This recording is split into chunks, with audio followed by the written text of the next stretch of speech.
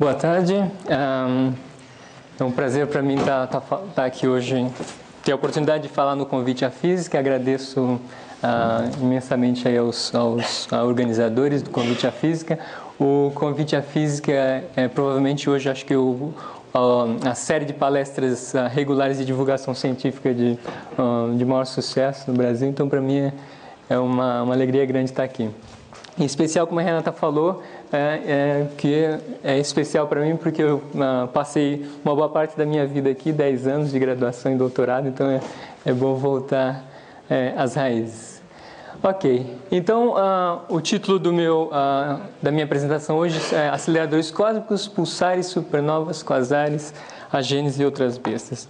Então aqui só um resumo rápido sobre o que a gente vai falar hoje, dar uma pincelada sobre todos esses tópicos aqui. Na verdade, cada tópico desse é bastante extenso, né, e daria um seminário, mas a ideia é dar só uma visão geral sobre esses temas.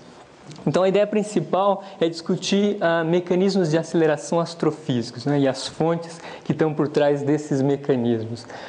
E eu acho que boa parte da motivação para você estudar esses mecanismos é o fato de que existem raios cósmicos, né, partículas carregadas que têm um intervalo de energia bastante amplo e que estão continuamente atingindo a atmosfera terrestre.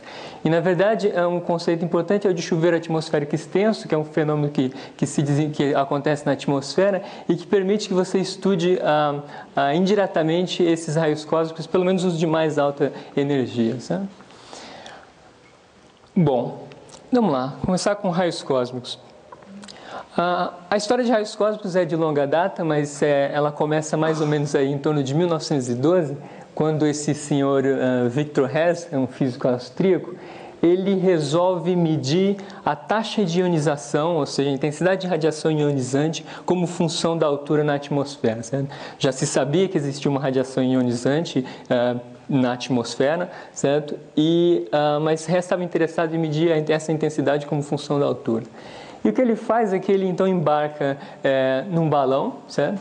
E leva consigo um eletroscópio, né? Quer dizer, um dispositivo com duas folhas metálicas, que você sabe, se você carregar essas folhas metálicas, elas vão se separar, mas já se sabia na época que essas folhas descarregam depois de um tempo, certo? E acreditava que essa descarga vinha de partículas ionizantes, certo? Partículas que atingem a força metálica, depositam carga elétrica ali e vão descarregando o eletroscópio com o tempo. Pois bem, então Victor Hess embarca nesse balão e sobe com o eletroscópio. Na época se esperava que boa parte dessa radiação, na verdade, viesse da Terra. Então se esperava que esse eletroscópio fosse descarregar cada vez mais lentamente com a altura. Mas, para a surpresa de Hess, o que ele observa é exatamente o contrário. Quanto mais ele sobe, mais rápido esse eletroscópio descarrega. Certo? E mais do que isso, ele não podia explicar essa origem de radiação, então, como vinda do Sol, porque a mesma experiência repetida durante um eclipse solar tinha o mesmo resultado. A intensidade de radiação ionizante aumenta com a altura. Então, a conclusão de Hess, né, baseado nesses dados, é que deveria haver, então, quer dizer, nas próprias palavras de Hess, ele fala: os resultados da minha observação, né, são melhores explicados pela suposição de que uma radiação de grande poder de penetração entra na atmosfera a partir de cima para baixo, certo? Em outras palavras, vindo do espaço, né? E esse trabalho dá para Victor Hess o Prêmio Nobel em 1936. Ok, então, alguns anos depois, em 1927, o russo Dmitry Skobelsky, ele observa pela primeira vez trajetórias geradas por raios cósmicos, né? Usando um dispositivo chamado câmara de nuvens, certo? Então, em poucas palavras, uma câmara de nuvens, em geral, é um cilindro, certo? Preenchido com gás, mas com muito vapor de água ou vapor de álcool lá no interior, certo? Então, um gás saturado, supersaturado em vapor de água ou vapor de álcool. Então, nessa situação, quando uma partícula carregada atravessa essa câmara de nuvens, então ela vai ionizar o gás lá no interior, certo? Então, ela vai arrancar elétrons dos átomos desse gás, e esses íons que são formados começam a se comportar como sementes de condensação. certo? Então o gás ali, como ele está super saturado de vapor, começa a condensar e começa a condensar exatamente ao longo da trajetória da partícula. Então se você usa, por exemplo, um campo magnético, né, essas partículas carregadas então vão sofrer a ação da força de Lorentz no campo magnético e você passa então, na verdade, a ser capaz de acompanhar uma partícula seguindo a trajetória de condensação no interior do gás. Então você pode fotografar, porque essas bolhas de condensação vão começar a aumentar e quando elas atingem dimensões de microns ou milímetros, você é capaz de fato de tirar uma fotografia da trajetória da partícula carregada. Essa câmera tinha sido desenvolvida em 1911, mais ou menos, né? Bom, e depois, em 1932, usando a mesma câmera de nuvens, Carl Anderson descobre a antimatéria, certo? Na verdade, o que a gente conhece hoje como pósitron, né? Que é uma partícula idêntica ao elétron, mas com uma carga elétrica oposta, então uma carga elétrica positiva. Certo? Então, os pósitrons, na verdade, a existência dos pósitrons tinha sido antecipada, teoricamente, 4 anos antes por Dirac, né? Em 1928. E em 1937, Neddermeyer, junto com Carl Anderson, descobrem o muon nos raios cósmicos. Certo? O muon é uma espécie de irmão mais pesado do elétron. Certo? Tem as mesmas propriedades, inclusive a carga elétrica, só que a massa é cerca de 200 vezes maior. Certo? E por essas duas descobertas, Carl Anderson também acaba dividindo o prêmio Nobel em 1936 com Victor Hess. Bom, depois, em 1938, esse francês, né, Pierre Roget, né,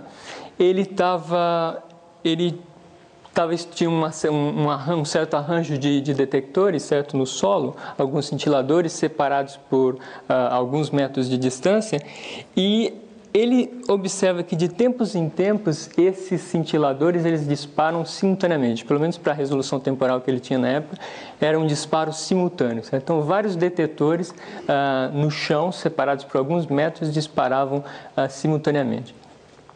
E analisando esses dados, certo, ele chega à conclusão de que esse tipo de disparo devia estar associado com um fenômeno atmosférico, uma cascata de partículas se propagando na atmosfera, partículas carregadas, e quando chegava no solo, era capaz de disparar vários dos detetores dele ao mesmo tempo. Né? E essa cascata devia ter sido gerada, na verdade, pela colisão de uma partícula energética, uma partícula primária, no topo da atmosfera, criado uma espécie de reação em cadeia que se propagava pela atmosfera, e a partícula primária tinha energia suficiente para que essa cascata se propagasse até o chão e disparasse os detetores do OG. Né? E fazendo uma estimativa, um limite inferior para qual deveria ser a energia dessa partícula primária que colidiu lá no topo da atmosfera, ele chegava à conclusão de que isso tinha que ser 10 a 15 eletronvolts. Né? A gente vai usar aqui muito eletronvolts, né? Então é uma unidade de energia que é útil para a gente quando vamos falar de energias envolvidas com partículas subatômicas, mas ela é simplesmente a energia cinética que um elétron ganha quando ele se move num potencial de 1 volt. Certo? Então, se você coloca uma diferença de potencial de 1 volt entre duas placas metálicas, por exemplo, a energia cinética que um elétron ganha aí é de 1 eletronvolt. Né? Então, no experimento do OG, essa partícula primária tinha que ter 10 a 15 eletronvolts. Né? Isso, na época, era 10 milhões de vezes maior do que a energia de qualquer partícula que tinha sido medida. Né? E mesmo hoje em dia, essa energia é imensa. Se vocês pegam hoje o LHC, né, o grande colisor de hadrons, ele é capaz de acelerar prótons até 7 vezes 10 a 12 eletronvolts, certo? Ou seja, 7 trilhões de eletronvolts. Então, é uma energia ainda maior do que a do próprio LHC. Bom, e se você acha que isso é muita energia, certo? Em 1962, esse americano John Linsley, também com um arranjo de detetores de superfície, certo? Vários detetores disparados pelo solo, no Novo México, ele detetou um chuveiro atmosférico que tinha uma energia de 10 a 20 eletronvolts. Né? Isso é 16 joules de energia, isso já é a energia de uma partícula macroscópica, certo? Uma partícula subatômica com uma energia cinética de um corpo macroscópico. Você pode pensar que isso é a energia cinética de uma bola de tênis a 90 km por hora, mais ou menos. Então isso é incrível, né? E isso começou então a dar a criar uma dor de cabeça para os astrofísicos, né? E como é que você encontra um mecanismo de aceleração, uma fonte astrofísica que é capaz de produzir e acelerar um próton, por exemplo, até que ele atinja a energia cinética de uma bola de tênis. E o recordista em energia até hoje, né, de chuveiros atmosféricos, é esse evento aqui, detectado em 15 de outubro de 1991, por um experimento chamado FlySci, mas agora usando uma técnica um pouco diferente. Ao invés de você detectar as partículas quando elas chegam no solo, você encontra uma maneira de acompanhar o desenvolvimento da partícula longitudinalmente, certo? À medida que a cascata se desenvolve na atmosfera, você acompanha esse desenvolvimento. É possível também reconstruir a energia da partícula primária com essa técnica. Eu já vou falar um pouco mais sobre isso daqui a pouco. E eles detectaram esse evento aqui, cuja energia estimada então era de 3 vezes 10 a 20 eletronvolts, 48 joules. Ok. Bom, então aqui só uma pequena animação para vocês terem uma ideia do que é um chuveiro atmosférico extenso. Então, essa aqui é uma simulação, né, usando um código que é bastante utilizado hoje em dia pelos pesquisadores para simular cascatas atmosféricas. Então, se simula um chuveiro atmosférico colidindo no topo da atmosfera, em cima da cidade de Chicago, a cerca de 100 km de altura, certo? E então você tem a colisão no topo da atmosfera e você tem a formação desse chuveiro atmosférico. Né? Então, as características principais desse chuveiro aqui, bem próximo aqui ao core, né, essa parte mais brilhante, o que você tem é o que a gente chama basicamente de uma cascata hadrônica. Né? Então, ali você tem basicamente prótons, pedaços de núcleos que foram quebrados, certo? E essa cascata hadrônica, ela acaba alimentando duas outras cascatas, uma que a gente chama de muônica e a outra de eletromagnética, certo? Então, logo na vizinhança do core, você tem, aí envolvendo a cascata hadrônica, você tem uma cascata que é muônica, né? Formada basicamente por muons, e depois, mais longe do eixo do chuveiro, essa parte mais em rosa, é basicamente uma cascata eletromagnética, elétrons, pósitrons e fótons. Certo? Então, os elétrons, pósitrons e fótons, como tem um livre caminho médio bem menor na atmosfera, eles se espalham mais, certo? E eles dão contribuições mais longe do eixo da cascata. Certo? Então, essa cascata, quando chega ao solo, esse daqui é um evento de 10 a 18 eletronvolts. Certo? Quando ela chega ao solo, ela pode cobrir áreas de até centenas de quilômetros quadrados, né? Para os eventos mais energéticos, tipo 10 a 20. Né? Bom, hoje o maior observatório de raios cósmicos, né, em operação é o Observatório Pierre Auger. Né? E esse observatório ele tem uma característica particular, é que ele usa as duas técnicas para medir essas cascatas atmosféricas. Né? Tanto usando detetores no solo, para fazer uma amostragem no solo, quanto telescópios para acompanhar o desenvolvimento longitudinal da cascata na atmosfera. Né? Esse experimento fica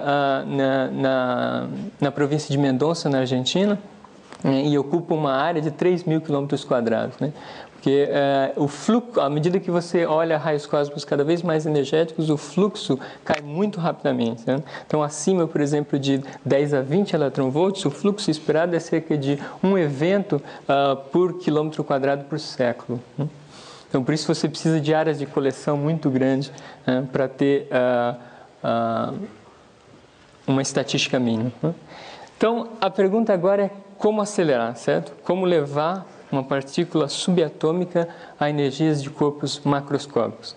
Então, a gente pode começar a responder essa questão olhando a receita de aceleração na Terra. Né? Aqui na Terra, o que é que a gente usa para acelerar partículas? Né?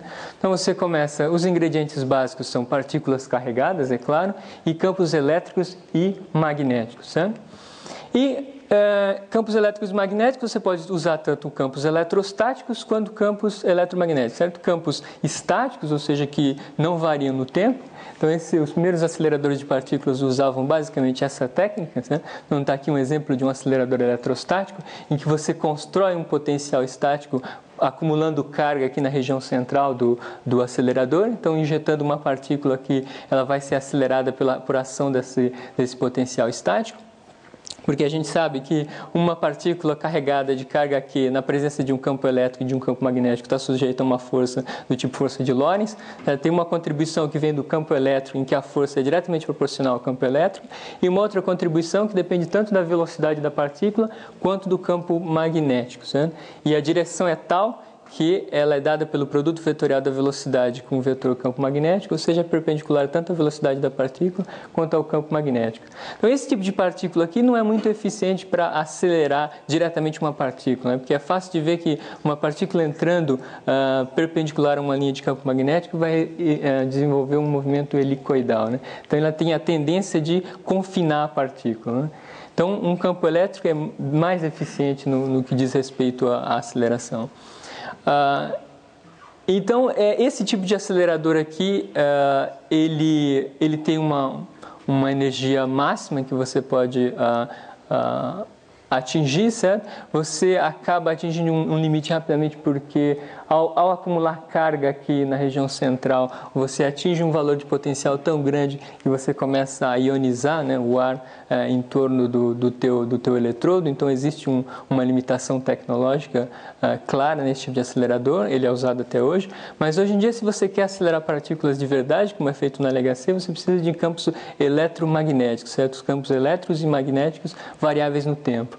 Aqui, nessa foto, é mostrada uma cavidade ressonante do LHC, sabe? Então, no interior dessas cavidades, o que você tem são campos elétricos e magnéticos variáveis no tempo, em especial campos elétricos. Então, o campo elétrico aqui no interior oscila muito rapidamente, então, tem instantes de tempo em que o campo elétrico é positivo, outros em que o campo é negativo, e se você injetar partículas num lado dessa cavidade aqui, algumas partículas vão ser aceleradas, outras vão ser freadas, certo? Aquelas, por exemplo, uma partícula carregada positivamente, quando encontrar o campo elétrico com sinal negativo, vai ser freada. Se ela encontrar o campo elétrico com sinal positivo, ela vai ser acelerada.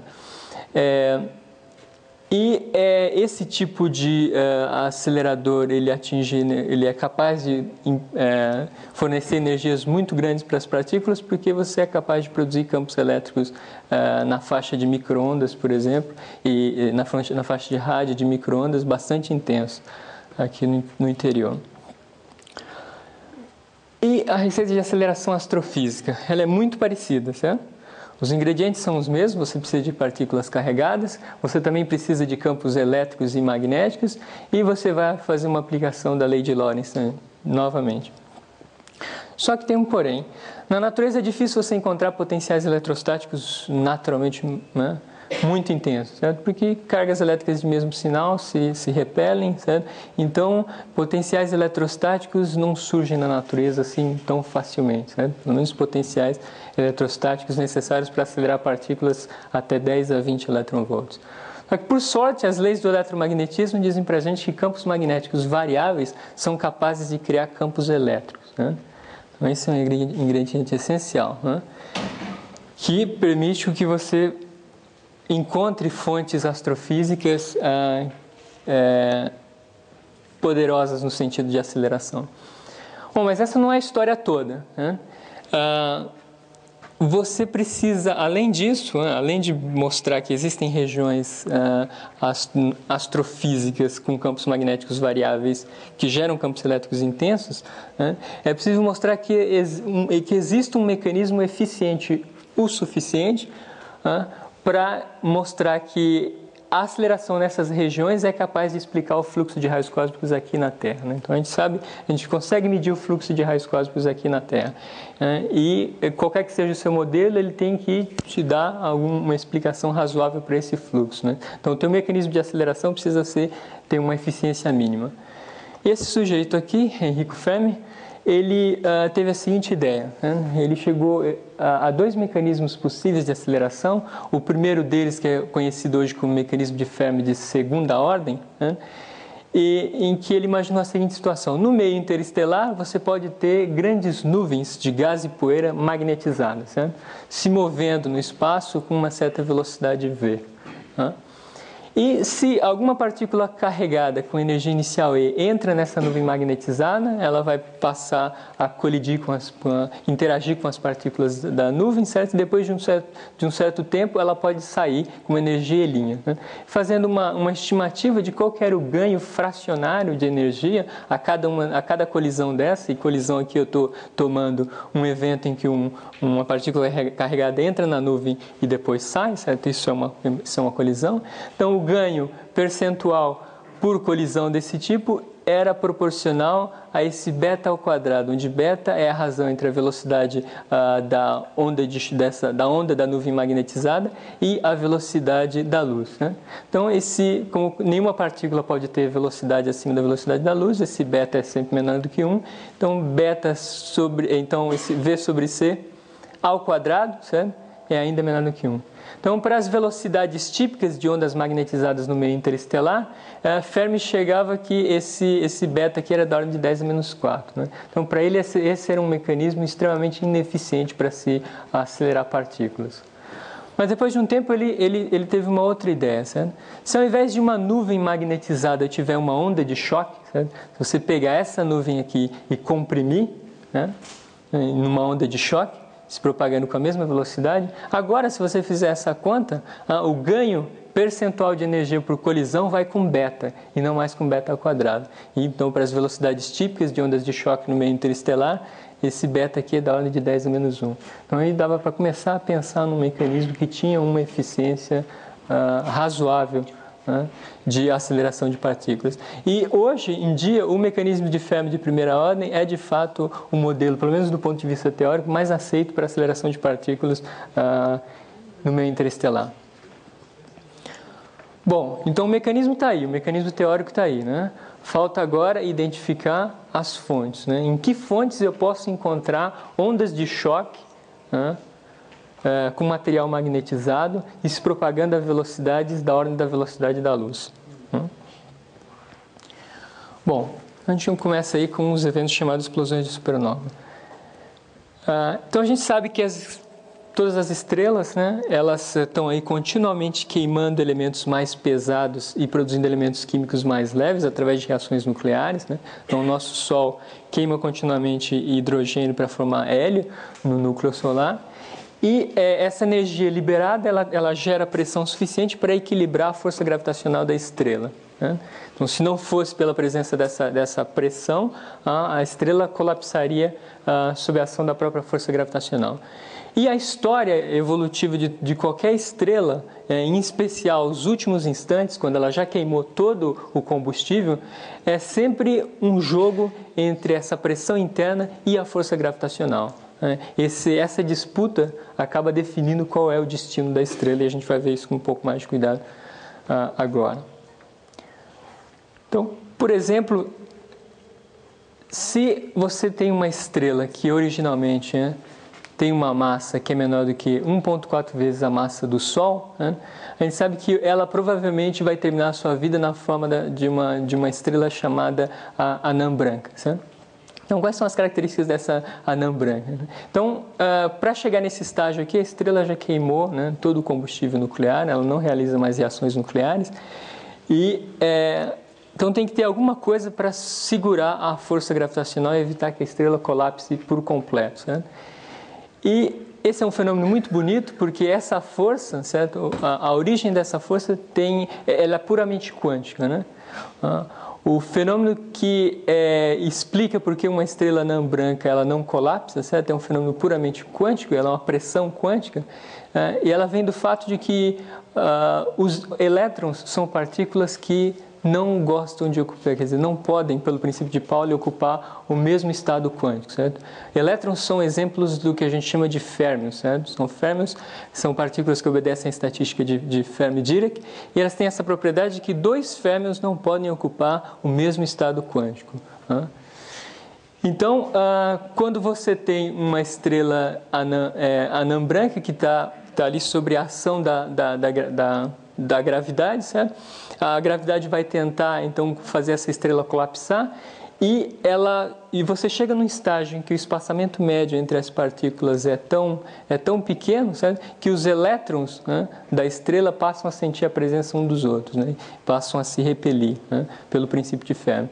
E essa força de repulsão, né, de origem puramente quântica que suporta a estrela, né? Bom, então esse é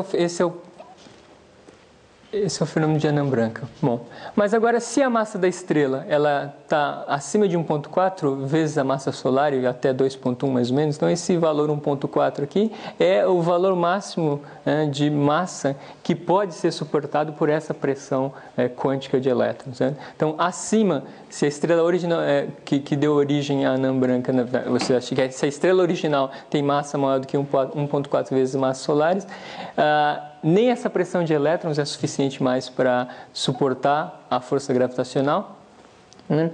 E a estrela vai sofrer um primeiro colapso, certo?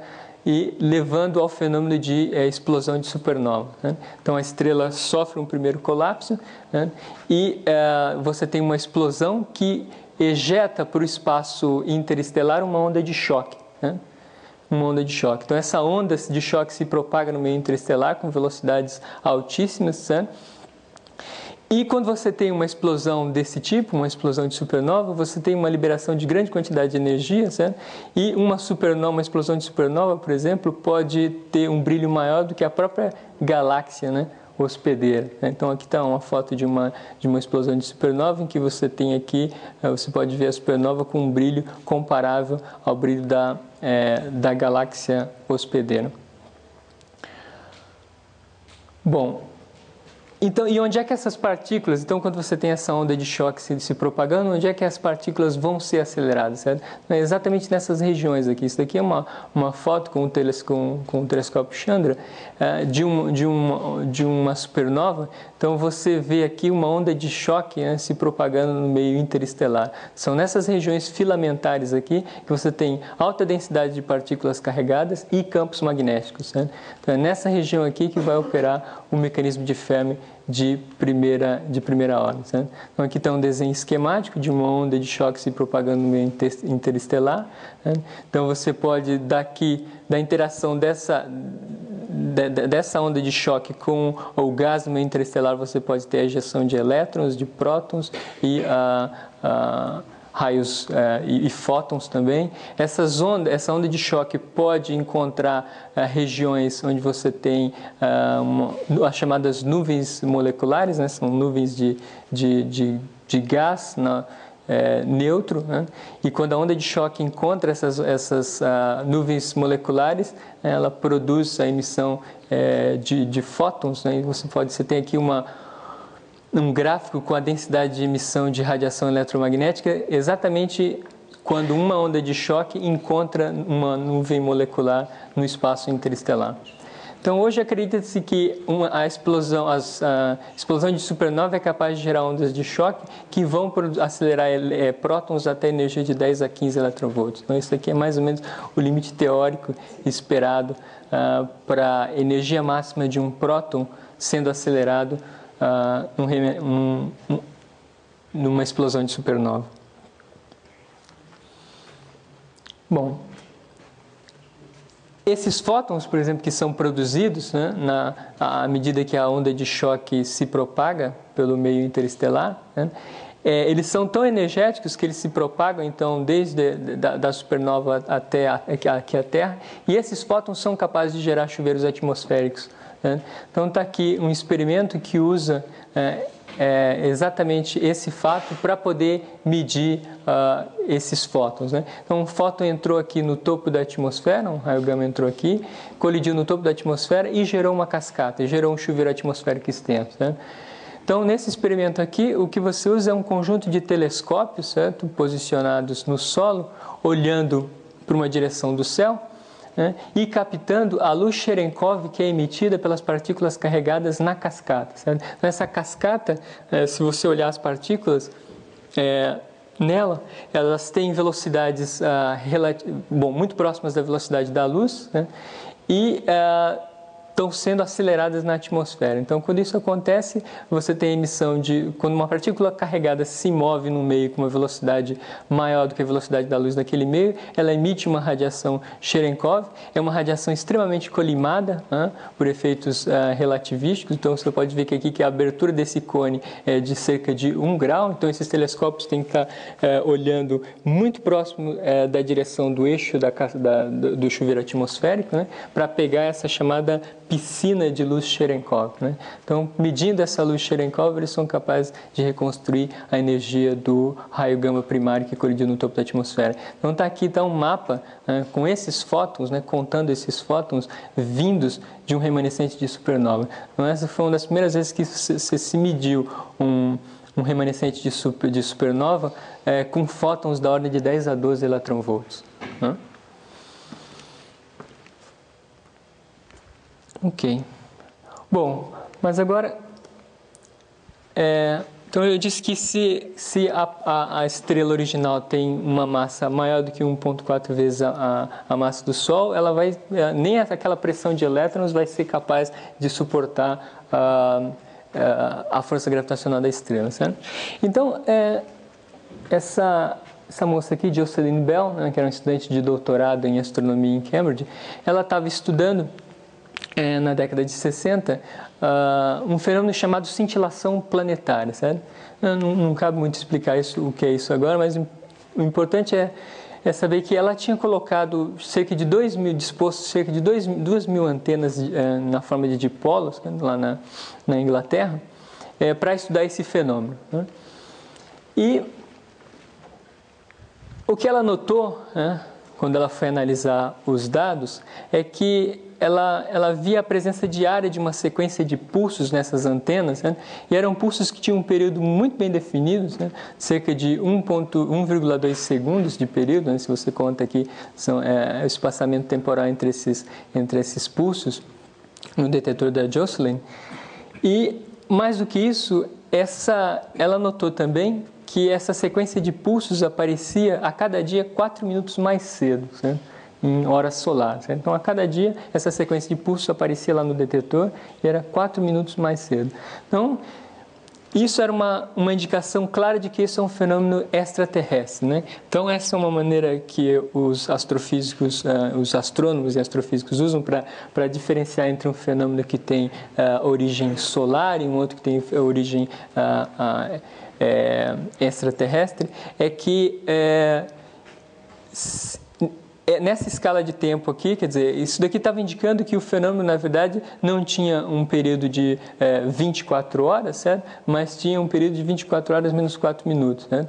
Que isso é o chamado tempo sidereal, né? Se você conta o período que leva para um objeto voltar exatamente para a mesma posição no céu, né? Por exemplo, se você pega uma estrela que está no teu zênite, logo acima da tua cabeça, e mede o período que leva para esse mesmo objeto voltar exatamente para o teu zênite, isso não é 24 horas, certo? É um pouquinho menos por causa do movimento de rotação da Terra em torno do Sol, né?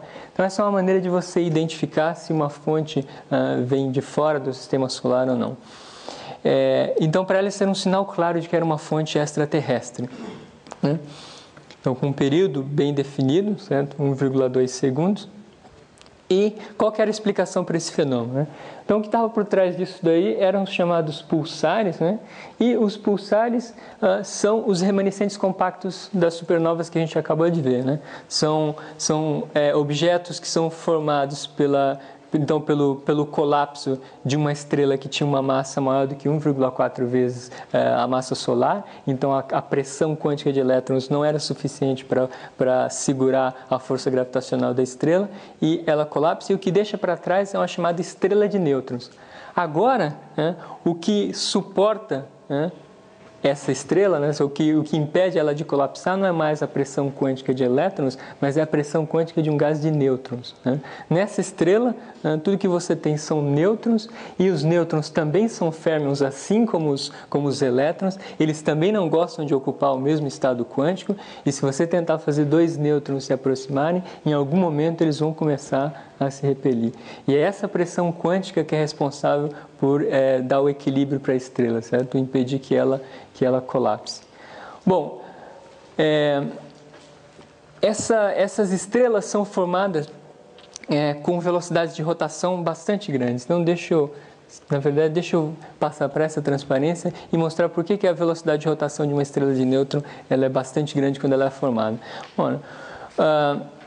Bom, o período dos pulsos que a Jocelyn observava lá era incompatível com uma pulsação radial. Na época já se sabia que as estrelas pulsavam radialmente, certo? Só que esse período de pulsação já se sabia que era de cerca de alguns dias, então não podia ser uma pulsação radial, né? E se você fizer uma conta rápida, então, fizer uma conta de equilíbrio aí entre força de gravidade e pressão, né? Então você sabe que cada ponto aqui no interior da estrela então tem uma força devido à gravidade e uma força devido à pressão em sentidos opostos, que é responsável então por manter esse ponto aqui com uma certa velocidade de rotação ômega em torno do eixo de rotação, né? Bom, então a aceleração centrípeta deve ter duas contribuições, nesse caso, uma que vem da gravidade e outra que vem da pressão. A aceleração a contribuição vinda da pressão é um pouco mais difícil de calcular, porque eu tenho que saber alguma coisa sobre a equação de estado da matéria dessa estrela aqui, como é que pressão, temperatura e volume estão amarrados, certo? Então, mas se eu esquecer a pressão por enquanto e pegar só a gravidade, eu consigo um limite superior, pelo menos para a aceleração centrípeta nesse caso. Porque eu tenho essa desigualdade aqui, né, que aqui a aceleração que vem da gravidade, e aqui a aceleração centrípeta, ω2r. Então, isso daqui tem que ser Gm sobre R2, onde G é a constante da gravitação universal, m é a massa da estrela, R o raio da estrela. Isso daqui tem que ser maior do que ω ao quadrado, a velocidade de rotação ao quadrado, vezes o raio. Então, fazendo essa continha simples aqui, você chega num limite inferior para a densidade dessa estrela. E ela é inversamente proporcional ao período de rotação ao quadrado. Então, se você coloca lá aquele 1,2 segundos do sinal que a Jocelyn mediu, né, e faz essa continha aqui, você chega que se aquilo é uma estrela, né, em rotação, a densidade é de 100 milhões de gramas por centímetro cúbico. Né? Uma densidade absurda. Né? E se você pega uma massa, então uma estrela aí com uma massa um pouco acima de 1,4 massas solares, né, e usa essa densidade aqui, você chega que essa estrela tem cerca de 10 km de raio. Toda essa massa está concentrada em cerca de 10 km de raio. Né? Então, é um objeto extremamente compacto. Né? Então, se a gente volta aqui para essa transparência. Então, esse é o modelo que se tem hoje de uma estrela de nêutrons, certo? Então, um objeto formado basicamente de nêutrons, né? E girando com uma velocidade de rotação muito grande, né? E você tem, com um campo magnético muito intenso. Né? Então, falta a gente entender ainda por que a velocidade de rotação é muito grande e por que o campo magnético é muito grande nessas estrelas. Então, para isso, vamos discutir um pouco duas leis de conservação aplicadas a pulsares. Certo? Primeiro deles, conservação do momento angular. Certo? A gente sabe que na natureza o momento angular se conserva. Então, para uma esfera, por exemplo, né, essa conta é fácil de fazer, o momento angular é simplesmente o momento de inércia de uma esfera vezes a velocidade angular de rotação. Então, esse é o momento angular esse é o momento de inércia de uma esfera de raio R e massa m, é 2/5 de mR2, vezes a velocidade ω, isso daqui tem que ser uma constante. Então, você tira que a velocidade angular de rotação dessa esfera tem que ser inversamente proporcional ao quadrado do raio, certo? Então, uma estrela de nêutron, certo? Que a gente acabou de ver que tem um raio de cerca de 10 km, formada a partir de uma estrela com raio solar, né? Que é da ordem de 1 milhão de quilômetros, vai ter velocidade angular de rotação cerca de 10 bilhões de vezes maior do que a do Sol. Né? Simplesmente por essa continha simples de conservação do momento angular. Então, mesmo que a estrela original começou com uma velocidade de rotação muito pequena, certo? Durante o colapso, como o raio encolhe muito, né? Um fator 10 a 5, se você pega, por exemplo, uma estrela do tamanho do Sol e vai para uma estrela com um raio de 10 km, então você ganha em velocidade angular de rotação um fator 10 a 10. Né? Então, essas estrelas sempre vão ser formadas com velocidade de rotação altíssimas. Né?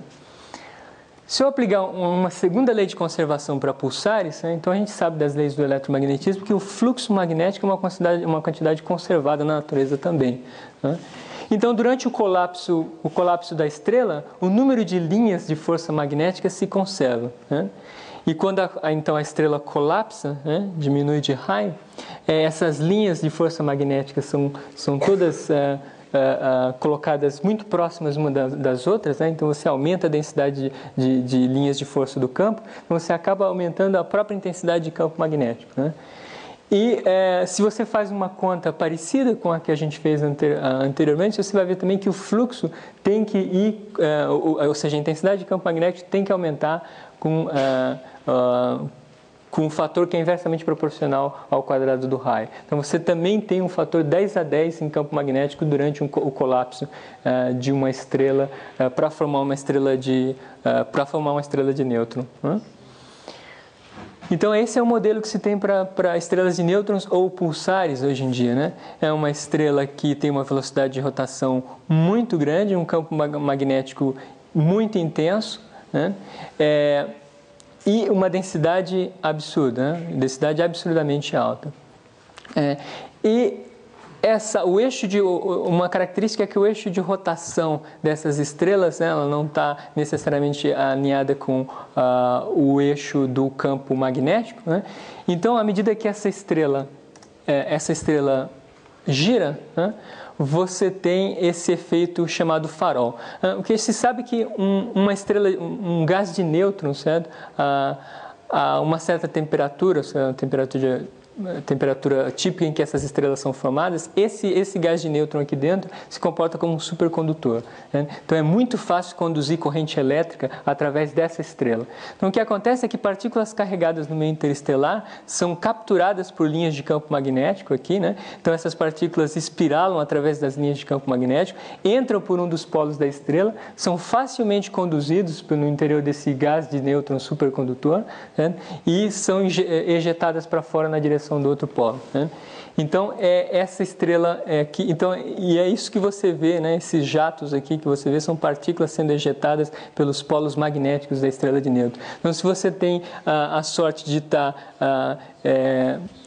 num ponto do espaço que é cortado por esse feixe da estrela de nêutron, então você vê esses pulsos, né? Que era o que a Jocelyn Bell viu no detetor dela na década de 60. Bom, magnetares, né? Magnetares são só um outro tipo de estrela de nêutron, né, de pulsar, poderosíssima, mas agora, ao invés de fatores 10 no campo magnético durante o colapso, você pode ter fatores 10 ou mesmo 10 no campo magnético. Como você pode obter esse fator em campo magnético ainda não é entendido, mas esses caras aqui são os ímãs mais poderosos que se conhecem na natureza, certo? Com campos magnéticos de 10 a 14 ou 10 a 15 Gauss, né? E você tem esse evento aqui, esse magnetar, esse SGR 1806-20, que está a 50 mil anos-luz da Terra, ou seja, do outro lado do centro galáctico. Lembra que a nossa galáxia pode ser considerada como um disco com um raio de 8,5 mil parsecs, né? Que se você dividir aí por 3 para ter em anos-luz, é alguma coisa como de 2 a 3 anos-luz.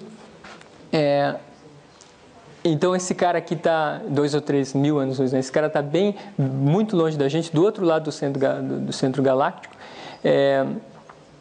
E esse magnetar aqui explodiu, certo? Explodiu em 2004, no final de 2004, e ele é um dos eventos de maior brilho já detectados na Terra, vindo de fora do sistema solar. Certo? Em 1/10 de segundo, esse cara liberou mais energia que o Sol em 100 mil anos, né? E ele liberou uma quantidade imensa de raios gamas que atingiram a Terra e destruíram a estrutura, distorceram a estrutura da ionosfera terrestre, né? Todos os detetores de raios gama em órbita saturaram, né, com esse evento. Na verdade, boa parte dos detetores foram capazes de analisar o sinal, mas, na verdade, não medindo o sinal direto, né, mas simplesmente a reflexão do sinal na Lua, né? O sinal era tão forte que refletiu na Lua e foi captado pelos detetores, né? Então, esse segundo sinal, que era mais fraco, não saturou os detetores e você pôde fazer uma análise mais detalhada do evento. Mas só para dizer que esses caras aqui realmente são os eventos mais poderosos, os maiores ímãs que a gente conhece na natureza, e quando acontecem essas explosões, né, que são tidas como terremotos na superfície dos magnetários, você tem eventos cataclísmicos. Bom, o que acontece se a massa de uma estrela original ela é ainda maior, certo? Maior do que aqueles 2,1 massas solares que eu disse anteriormente, né? O que pode acontecer, né? Será que agora essa pressão de nêutrons ele é capaz de segurar a pressão da estrela, né?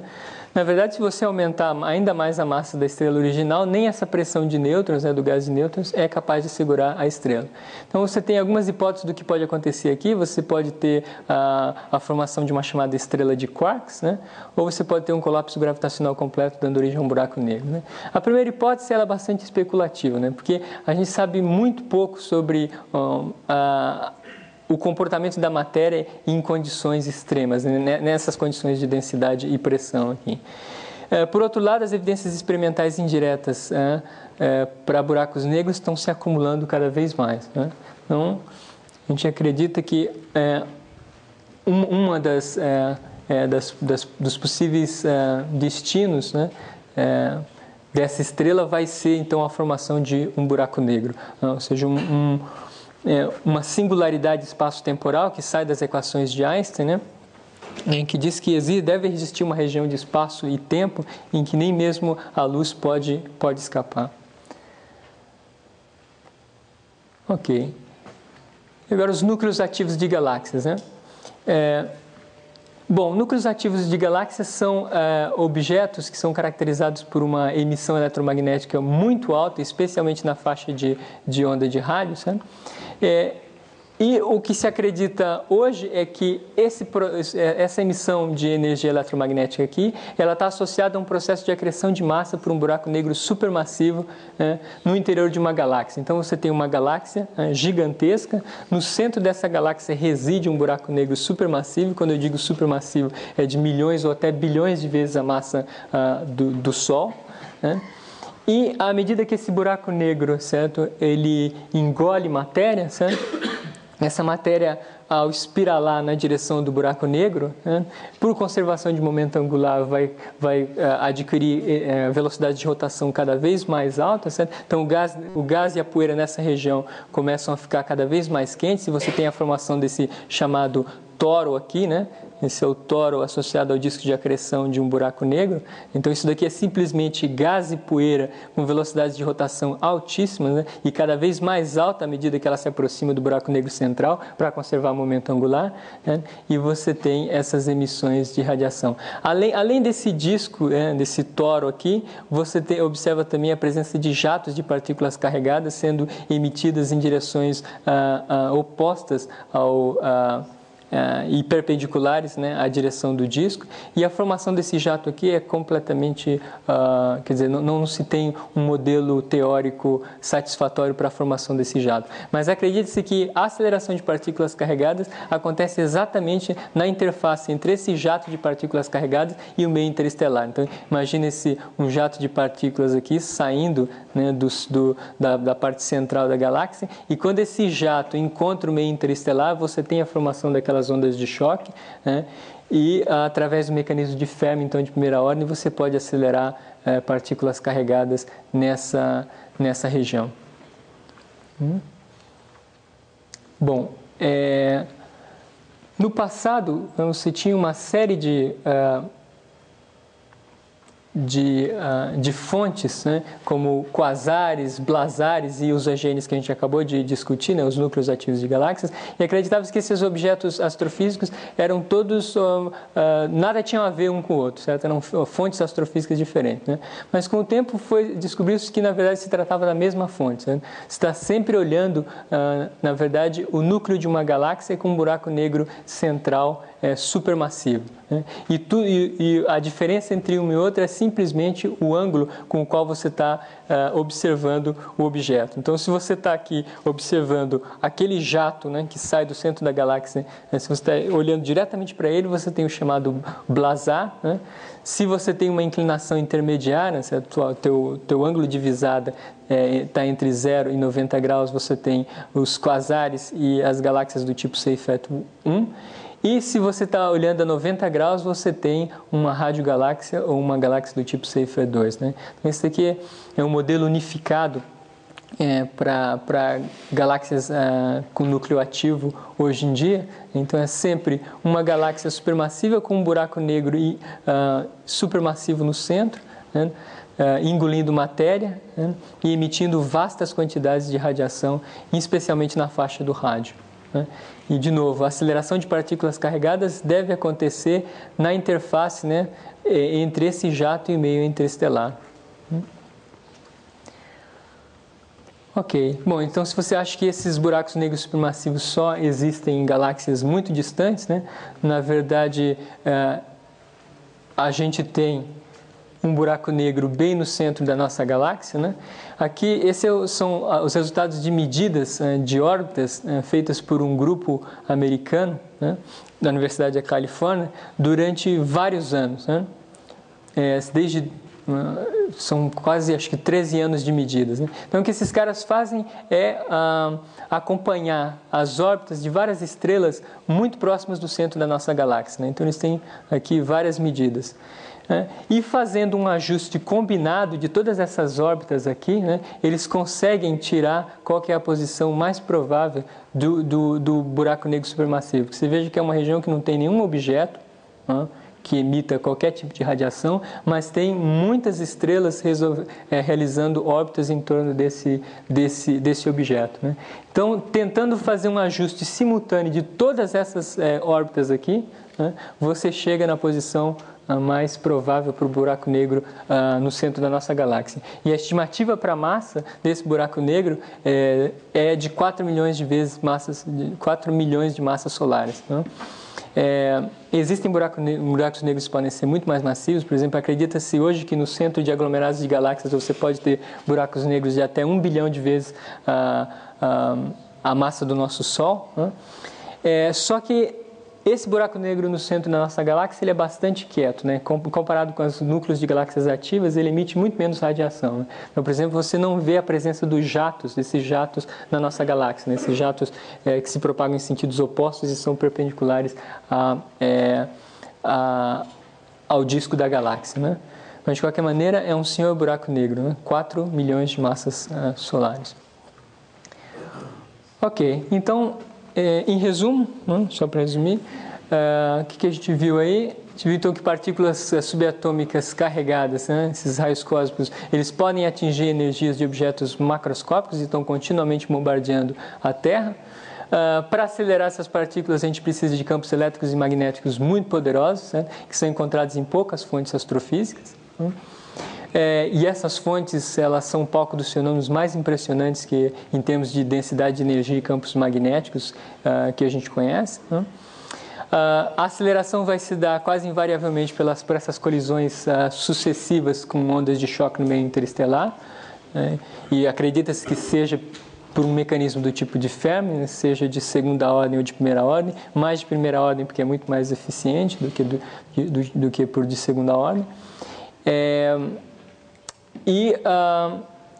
Quer dizer, mas na verdade, para explicar partículas até 10 a 20 eletronvolts, mesmo o mecanismo de Fermi, né, aplicado a essas fontes astrofísicas, como núcleos de galáxias ativas ou pulsares e magnetares, você realmente precisa forçar a barra para explicar como é que você acelera um próton até 10 a 20. Então isso, de fato, do ponto de vista teórico, isso é um problema em aberto ainda, né? Era isso que eu tinha para dizer. Obrigado.